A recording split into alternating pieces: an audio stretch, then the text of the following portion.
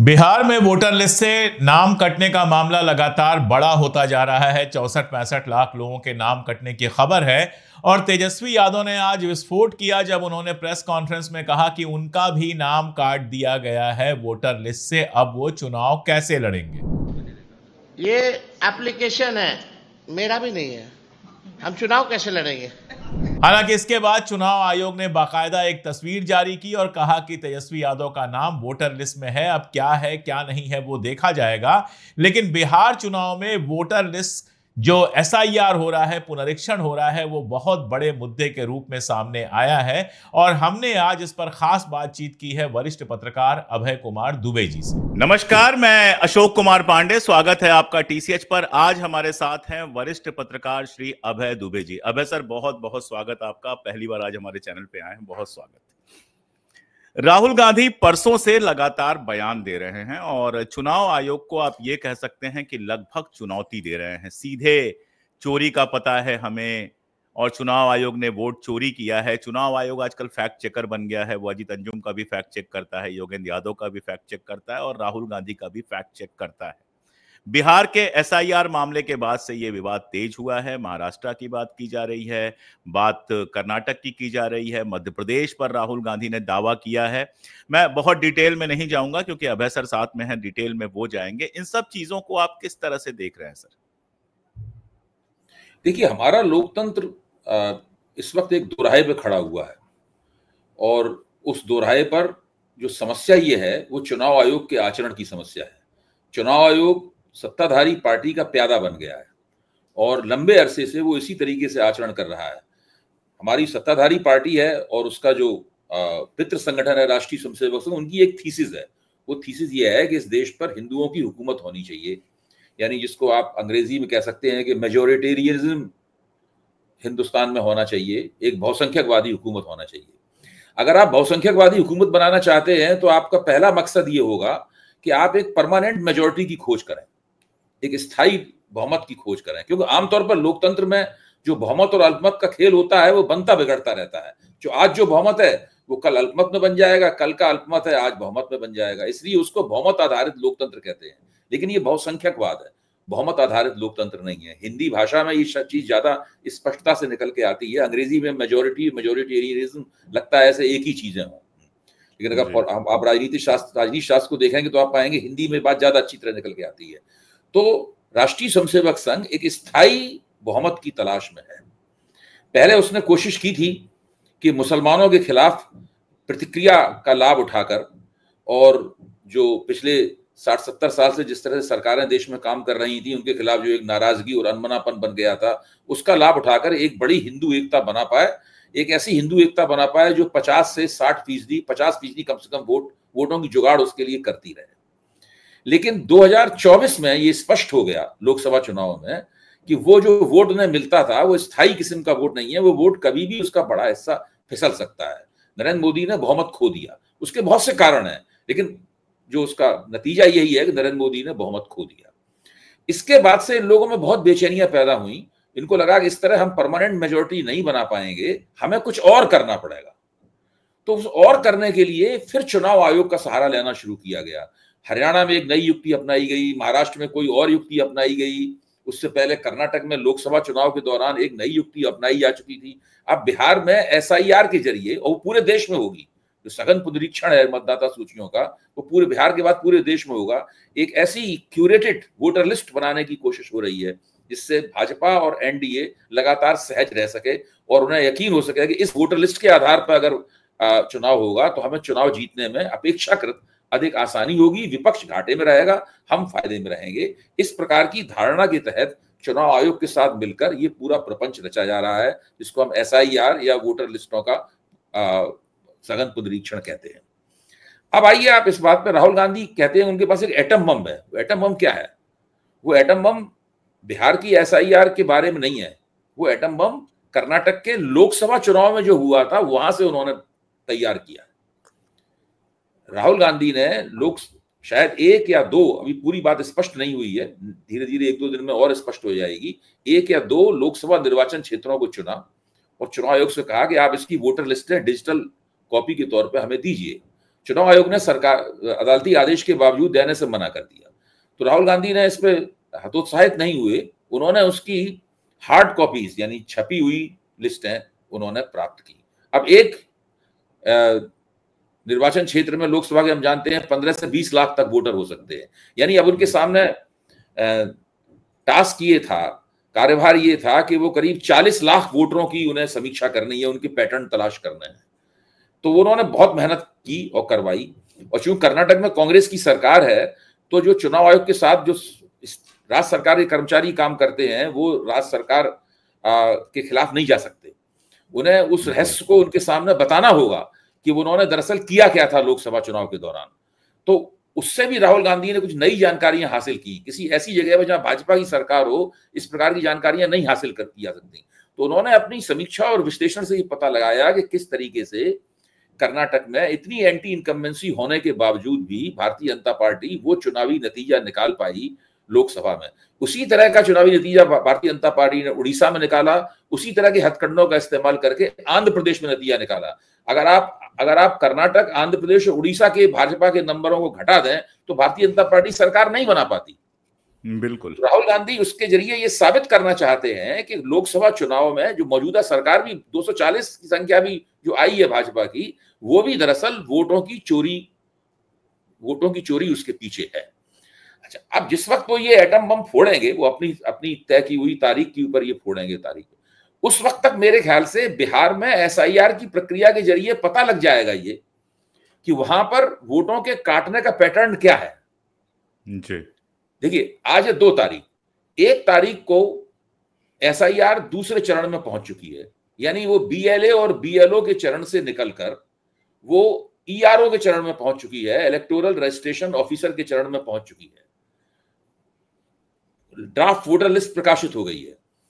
जो राजनीतिक दल हैं उनके वोटर लिस्ट ऑब्जर्वर्स हैं जो उन्होंने नियुक्त किए हैं, वो वोटर लिस्ट ऑब्जर्वर इन पर निगाह डालकर अपनी आपत्तियां दाखिल करेंगे। और जो ERO हैं, कुल 239 ERO हैं बिहार में, और करीब शायद 600 से ज्यादा उनके असिस्टेंट ERO हैं। संख्या बहुत कम है, काम उनको बहुत ज्यादा करना है।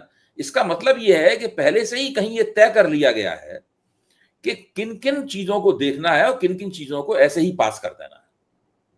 क्योंकि एक अगर फॉर्म पर उन्होंने विचार किया तो वो काम कभी नहीं कर सकते, वो असंभव है उनके लिए। काम है वो, समय बहुत कम है। आपको 25 सितंबर तक यानी 56 दिन के अंदर सारा काम खत्म करना है। तो ये पहले से मेरे ख्याल से तैयार की हुई एक संरचना है, जिसके मुताबिक तैयार की हुई योजना है, इसके मुताबिक ये लोग चल रहे हैं। तो अब होगा क्या कि अब धीरे धीरे दूसरे चरण में वोटों को निकालने की प्रक्रिया शुरू होगी। मेरा मानना है कि सितंबर के पहले हफ्ते तक ये पैटर्न साफ हो जाएगा कि किन को निकाला जा रहा है।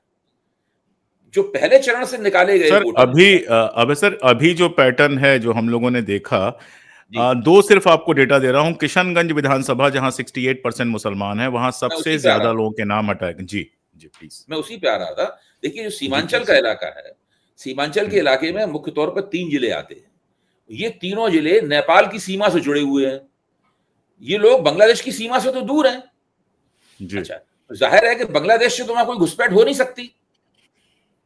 नेपाल से जो घुसपैठ होगी वो मुसलमानों की घुसपैठ नहीं होगी, वो घुसपैठ होगी तो हिंदुओं की घुसपैठ होगी। तो ये जो अच्छा, और जो चुनाव आयोग ने जो अभी तक जिन लोगों को निकाला है पहले चरण के नतीजे के तौर पर, उसमें एक भी बांग्लादेशी घुसपैठिया नहीं है। ये बात रेखांकित करने योग्य है। उसमें एक भी बांग्लादेशी घुसपैठिया नहीं है। इसका मतलब अभी तक पहले आप झूठ बोल रहे थे। अभी तक की पूरी कवायद में आप एक बांग्लादेशी घुसपैठिया नहीं पकड़ पाए हैं। सबसे ज्यादा जो नाम निकाले गए हैं वो सीमांचल के इन 3 जिलों से निकाले गए हैं। लाखों वोटर इन 3 जिलों में से डिलीट कर दिए गए हैं। जाहिर है कि वहां पर ज्यादा आबादी मुसलमानों की है। इनमें से ज्यादा तलवार, चुनाव आयोग की तलवार जहां पे चली है वो मुसलमान वोटरों के ऊपर तलवार चली है। तो एक पैटर्न का एक हिस्सा ये साफ होता है। अच्छा, लेकिन इसमें तर्क ये दिया गया है कि हमने उन वोटरों को निकाला है जो वोटर लिस्ट में जिनके नाम 2 बार थे, हमने उनको निकाला है जिनका देहांत हो गया है, हमने उनको निकाला है जो अपने स्थायी पते पर मौजूद नहीं थे। ये 3 कैटेगरीज उन्होंने बताई हैं। इसमें कोई भी अवैध वासी की कैटेगरी नहीं है, इलीगल इंडियन की कोई कैटेगरी नहीं है, किसी बांग्लादेशी की कैटेगरी नहीं है। लेकिन इन 3 कैटेगरियों के उन्होंने वोट निकाले हैं। अच्छा चलिए, इतने वोट उन्होंने निकाल दिए, मोटे तौर पर इस पे अभी विपक्ष ने भी कोई आपत्ति नहीं की है इन पे निकालने में। अब जो वोट निकाले जाएंगे वो तो इन 3 कैटेगरियों से अलग होंगे। ये वो वोटर होंगे जिनके वोटर लिस्टों में नाम को शामिल करने पे आपत्ति है। वो आपत्तियां किस किस्म की हैं, उनकी एक फील्ड इंक्वायरी होगी। उस फील्ड इंक्वायरी के बाद में जो ईआरओ है उसके ऊपर एक स्पीकिंग ऑर्डर जारी करेगा। स्पीकिंग ऑर्डर, आप भाषा सुनिए, स्पीकिंग ऑर्डर जारी करेगा। उस ऑर्डर के तहत जिन लोगों के नाम निकाले जाएंगे उनको वो चाहे तो डिस्ट्रिक्ट मजिस्ट्रेट के पास चले जाएं और अपने निकाले जाने के खिलाफ अपील दाखिल करें। डिस्ट्रिक्ट मजिस्ट्रेट 1 महीने में उस अपील का जवाब देगा। ये पूरी इस तरह प्रक्रिया चलेगी। अब आप सोचिए, एक व्यक्ति जो कि गरीब आदमी है, खेतों में काम करता है या कहीं और छोटा मोटा काम करता है, किसको इसकी फुर्सत है कि वो जाएगा अपनी रोजी रोटी छोड़कर और डिस्ट्रिक्ट मजिस्ट्रेट के पास, डीएम के पास जाकर अपील करेगा। कुछ पता नहीं है क्या होगा इसके अंदर। तो कुछ दिनों में ये भी स्पष्ट होगा कि जो एक्सक्लूजन की प्रक्रिया है, वोटर लिस्टों से नाम निकालने की प्रक्रिया है, उसका बुनियादी पैटर्न दूसरे चरण में क्या है। तब असली लड़ाई शुरू होगी। उस वक्त तक राहुल गांधी का बम भी तैयार हो जाएगा जो लोकसभा चुनाव के प्रमाण सामने रखता है। तो लोकसभा के चुनाव में जो चुनाव हो चुका है उससे लेकर बिहार में जो चुनाव होने वाला है, अगर कोई पैटर्न दिखाई पड़ता है, फिर कांग्रेस, राष्ट्रीय जनता दल, सीपीआई-एमएल और मदन सहनी की पार्टी, ये सब जो इंडिया महागठबंधन के वहां हिस्से हैं, वो मिलकर बैठकर तय करेंगे ये भी चुनाव लड़े ना लड़े। तेजस्वी ने एकाधिक बार कहा है कि भाई हम इस चुनाव का बहिष्कार करने का निर्णय भी ले सकते हैं। अगर ये निर्णय वो लोग लेते हैं तो ये एक भारतीय लोकतंत्र के इतिहास में एक बहुत बड़ी घटना होगी और सारी दुनिया के लोकतंत्रों के इतिहास में बहुत बड़ी घटना होगी। भारत में, असम में जो 1982 में जिस चुनाव का बहिष्कार असम की जनता ने किया था, उसके बाद से कोई घटना ऐसी नहीं हुई है आज तक। और भारत का लोकतंत्र सारी दुनिया में बुरी तरीके से बदनाम हो जाएगा। और उसके बाद आप देखिए क्या, किस तरह, कितनी बेचैनियां पैदा होंगी हम लोगों के समाज में, चुनावी प्रणाली में, सब में। भारत में लोकतंत्र के नाम पर अगर कुछ बचा है तो चुनाव ही तो बचा है। बिल्कुल। बाकी तो लोकतंत्र की जो क्वालिटीज होती हैं वो तो है ही नहीं भारत के लोकतंत्र में। कोशिश हम कल्पना करते हैं कि कभी आएंगी, उसके लिए जद्दोजहद हमारे और आपके जैसे लोगों की जारी है। तो ये एक बहुत बड़ी घटना होना, इसीलिए मैं कहता हूं कि भारतीय लोकतंत्र, खासतौर से हमारी चुनाव प्रणाली, इस वक्त एक दोराहे पर खड़ी हुई है। और ये इस दोराहे पर राजीव कुमार और ज्ञानेश जी जैसे 2 चुनाव आयुक्त हैं जिन्होंने, अब देखिए आप, जनवरी में बिहार में जो वोटर लिस्ट बनी थी उसको चुनाव आयोग नहीं तो उसके ऊपर दस्तखत किए। बिल्कुल, एकदम ठीक बात है। हाँ, किसने किए दस्तखत उसमें? अब उस वोटर लिस्ट कर नहीं सकते। अब आप देखिए, अभी एक छोटा सा मैं आंकड़ा देता हूं जो हमारे मित्र योगेंद्र यादव ने मुहैया कराया है, जरा इसको देखिए, इसमें कितना भयानक सीन उभरता है। आंकड़ा यह है कि हमारे जनगणना तो हुई नहीं है, जनगणना लेकिन प्रोजेक्ट करके आप मान सकते हैं। तो 2025 में ये प्रोजेक्ट किया जा गया कि बिहार में जो वयस्क लोग हैं उनकी आबादी 8 करोड़ 18 लाख होगी। अच्छा, 8 करोड़ 18 लाख वयस्क आबादी के ऊपर चुनाव आयोग ने जो ड्राफ्ट वोटर लिस्ट बनाई है वो 7 करोड़ 24 लाख लोगों की है। उसमें 7 करोड़ 24 लाख वोटर हैं। यानी आबादी, वयस्कों की आबादी और वोटरों की संख्या, इन दोनों के जो प्रतिशत है, इन दोनों का प्रतिशत जो है ना, वो बुरी तरीके से बिगड़ गया है। 2024 में ये प्रतिशत 97% था जो घट के अब 88% पे आ गया है। आप देखिए एक्सक्लूजन और डिलीशन की प्रक्रिया कितनी जबरदस्त है। इस लिहाज से 94 लाख वोटर, जो 94 लाख लोग कम हो गए, जबकि कायदे से इस नए पुनरीक्षण में योगेंद्र यादव के मुताबिक कम से कम 25-26 लाख नए वोटर जोड़ने चाहिए थे। बिल्कुल। हाँ, उल्टे उसको निकाल दिया है। अगर इसी चीज को आप सारे देश में जब एसआईआर होगी उसके ऊपर प्रोजेक्ट करें, इसका मतलब है कम से कम वोटर लिस्टों से 9 करोड़ वोटर निकाल दिए जाएंगे पूरे देश में, अगर बिहार के इसी अभी तक के नमूने को देखा जाए। क्योंकि ये तो वोटर लिस्ट अभी ड्राफ्ट है, अभी मसविदा मतदाता सूची है, मतदाता सूची का मसविदा है। अंतिम मतदाता सूची तो 25 सितंबर के बाद जारी होगी ना, जब पूरा ये महायुद्ध बिहार का जो है ना, बिहार की धरती पर चलने वाला महायुद्ध है, ये पूरा हो जाएगा। तो ये जो कुछ हो रहा है वो एक भीषण अंदेशों से भरी हुई परिघटना है, मैं घटना नहीं इसको परिघटना कहता हूं, मैं फिनोमेनन बोल रहा हूं। ये एक फिनोमेनन है जिसको मिलकर चुनाव आयोग और सरकार मिलकर चला रहे हैं। और भारतीय लोकतंत्र बहुत बड़े खतरे में है। अगर भारतीय लोकतंत्र इससे बच गया तो मैं इसको एक बहुत बड़ा शुभ संकेत, फिर तो भारतीय लोकतंत्र को कोई कुछ उसको बिगाड़ ही नहीं सकता। अभी तो हम लोग बहुत चक्कर में फंसे। देखिए, हम और आप बैठे हुए अभी बात कर रहे हैं, अगर वो क्यूरेटेड लिस्ट जिसकी हिंदुत्ववादी शक्तियों ने कल्पना की है, जो बनाना चाहते हैं, वो बन गई, उसके बाद हमारे आपके इस तरह बात करने का कोई मतलब नहीं रह जाएगा, क्योंकि उनके जीतने की गारंटी होगी। वो परमानेंट मेजोरिटी बना लेंगे, स्थायी वो एक स्थायी बहुमत बना लेंगे। अच्छा, खास बात यह है कि जब समाजशास्त्र के क्षेत्र में हम लोग परमानेंट मेजोरिटी की बात करते हैं तो हम लोग उसको एस्क्रिप्टिव परमानेंट मेजोरिटी बोलते हैं। एस्क्रिप्टिव मींस जन्मना, मतलब धर्म और जाति और भाषा के आधार पर। जैसे कि मान लीजिए पंजाब में सिख बहुमत में है, तो आनंदपुर साहब का प्रस्ताव ये कहता है कि भाई पंजाब में अगर सिखों का बोलबाला नहीं होगा तो कहां होगा। या नागालैंड में मान लीजिए ईसाई बहुमत में है, बहुसंख्यक हैं, तो वो कहेंगे भाई नागालैंड में अगर ईसाइयों का बोलबाला नहीं होगा तो कहां होगा। तो ये धर्म आधारित बहुसंख्यकवाद है, इनका भी धर्म आधारित बहुसंख्यकवाद है, इसमें कोई शक की बात नहीं। लेकिन चूंकि वो उस तरीके से हिंदू एकता नहीं बना पाए, इसलिए अब वोटर लिस्टों के जरिए वो परमानेंट मेजोरिटी बना रहे हैं। ये जो पूरा प्रोजेक्ट है, आप सोचिए, इसकी जो ऑडेसिटी है, इसके पीछे जो ऑडेसिटी है, आप इसके बारे में सोचिए कि किस तरह की योजना है ये। और इसमें तो मुझे लगता है कि एक समय ऐसा आएगा जबकि अंतर्राष्ट्रीय शक्तियां भी इसमें हस्तक्षेप करने के बारे में सोचेंगी। दूसरी बात यह है कि अगर कहीं मान लीजिए, मैं तो चाहता नहीं हूं कि ऐसा हो, पहली बात तो मैं स्पष्ट कर दूं, मैं नहीं चाहता हूं कि कोई पार्टी चुनाव का बायकॉट करे। अगर मान लीजिए बिहार में महागठबंधन चुनाव का बायकॉट करने का निर्णय लेता है, इसकी संभावना कम है लेकिन संभावना है, बिल्कुल उन्होंने कह ही दिया है, हम इस पर विचार कर रहे हैं, तब फिर भारत में बांग्लादेश ऐसी स्थिति होगी। हाँ बिल्कुल, वही बल्कि मैं कहना चाह रहा था कि अभी निकट भविष्य में मोदी जी, हमारे समय में यही हुआ है बांग्लादेश वाला। बिल्कुल जी। तो बहुत भयानक किस्म की स्थिति बनेगी। आप देखिए, जो असम में, जब मैं गया था उस वक्त, वहां पर मैं पॉलिटिकल एक्टिविस्ट था, तो असम गया था, वहां पे गुवाहाटी में, तिनसुकिया वगैरह में रहा, जब वहां पर चुनाव का बायकॉट चल रहा था। केवल 2% लोगों ने वोट दिया था। 2% वोटों के दम पे वहां पे हितेश्वर सैकिया की सरकार बन गई थी। आप सोचिए किस तरह की सरकारें बनती हैं जब जनता बायकॉट करती है। अगर कांग्रेस के वोटरों ने, आरजेडी के वोटरों ने, सीपीआई-एमएल के वोटरों ने बिहार के चुनाव को बहिष्कार करने का निर्णय लिया और भाजपा ने कहा नहीं, चुनाव तो हम कराएंगे, उस स्थिति में कितना % वोटर काम कर, तमाम सारे निर्दलीय खड़े होंगे, पता नहीं क्या होगा। उसकी अभी हम कल्पना भी नहीं कर सकते, इतनी खराब हालत होगी। बिल्कुल जी।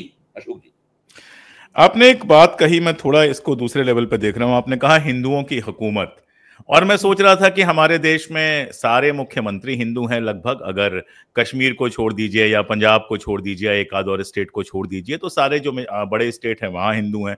प्रधानमंत्री हिंदू हैं, हमारे गृह मंत्री हिंदू हैं, हमारे सुप्रीम कोर्ट के जो मुख्य न्यायाधीश हैं वो हिंदू हैं, बाकी न्यायाधीशों में भी हिंदू भरे हुए हैं। मतलब हर जगह तो हिंदू ही हैं। तो ये हिंदुओं का राज्य नहीं है, किस तरह का राज्य? मैं ये समझिए कि प्रोवोकेटिव सवाल आपसे पूछ रहा हूँ और समझाना चाहता हूँ। ये एक नॉर्मेटिव क्वेश्चन है। मेरा कहना है कि जब वो हिंदुओं की हुकूमत कहते हैं तो उसका मतलब ये होता है कि वो हिंदुओं के असली नुमाइंदे वो।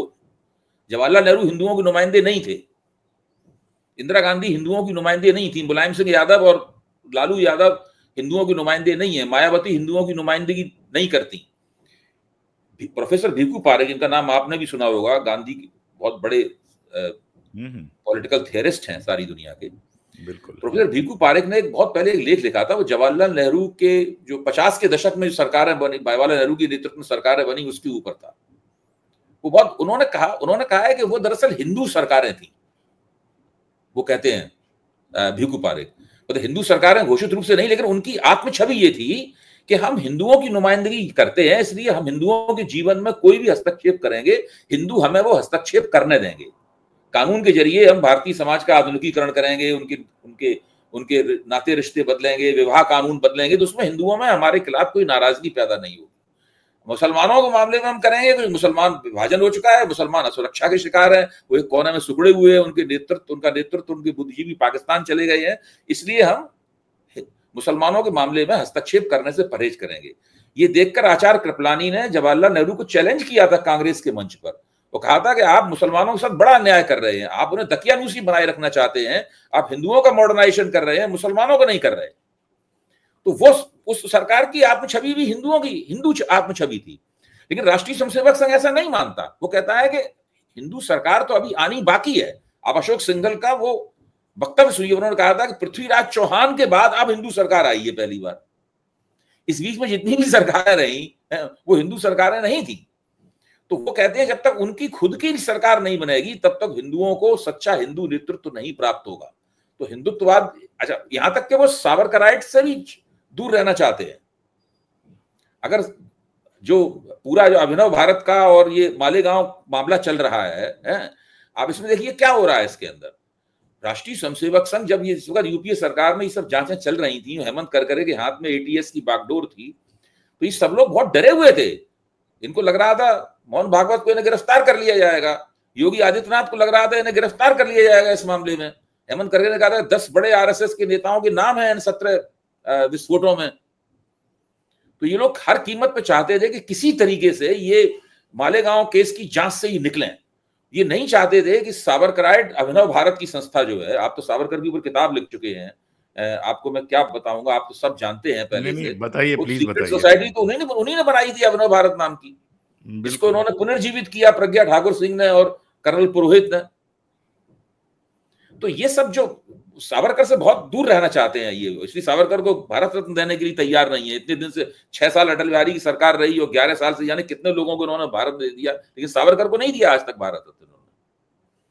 तो ये जो पूरा ये सावरकर से भी दूर रहना चाहते हैं, ये एक तरह से आर्य समाज से भी दूर रहना चाहते हैं। हालांकि आर्य समाज को उन्होंने अपने में विनियोग कर लिया है। आर्य समाज का, आर्य समाज ने खुद का विनियोग, सावरकरवादियों ने अपना विनियोग नहीं होने दिया, लेकिन आर्य समाज ने अपना विनियोग इसमें हो जाने दिया। तो दूसरी जितनी भी हिंदू जत्थेबंदियां थी वो मोटे तौर पर राष्ट्रीय स्वयंसेवक संघ के अंदर या तो समा गई हैं या घुमा फिरा के उन्होंने उसके सामने घुटने टेक दिए हैं। ये कहते हैं कि जब तक हमारा शासन नहीं होगा, हिंदू का शासन मीन्स संघ का शासन, भाजपा का शासन नहीं होगा, तब तक हिंदुओं की हुकूमत कायम नहीं होगी। मैं समझना चाह रहा था आपसे, इसीलिए ये सवाल मैंने पूछा था। सुप्रीम कोर्ट में भी ये मामला चल रहा है और आप उसको फॉलो कर रहे हैं।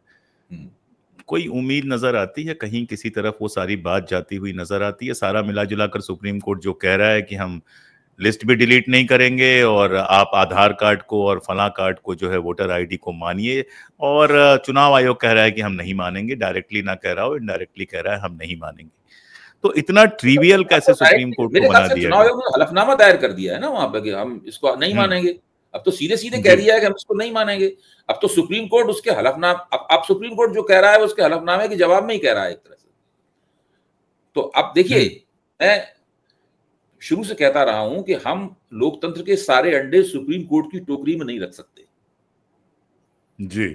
हमें सुप्रीम कोर्ट से इतनी उम्मीदें नहीं करनी चाहिए कि हमें कोई दिक्कत होगी हम सुप्रीम कोर्ट लोकतंत्र की गिरावट को बचा लेगा।